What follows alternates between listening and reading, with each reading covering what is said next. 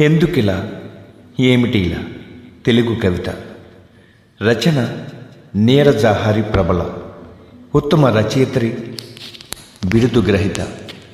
ఎందుకు ఇలా ఏమిటి ఇలా ఎన్నాళ్ళు ఎన్నేళ్ళు ఈ బాధలు, ఇంతేనా జీవితం, ఇది ఏ జీవన పోరాటం.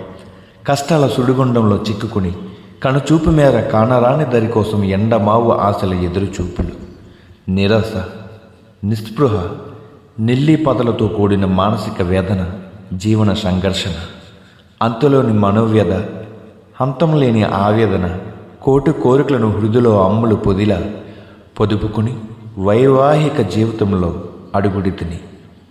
పూలదారి అన్న భ్రమలో ముళ్ళదారిని పయనించాను. ఆ ముళ్ళను తీసి నడుద్దామని ప్రయత్నించి విఫలమైతిని. వ్యక్తిత్వం ఆత్మాభిమానం చంపుకుని బానిసిలా అత్తింట ఊడిగం చేసి తిని, అత్తింటి అంతా నా వాళ్ళే అని భ్రమించి విర్రవేగి తిని. ఇన్ని సంజీవ పయనంలో వాళ్ళు నా వాళ్ళు కాదు, కాలకోట విషసర్పాలని తెలిసి వగచితిని.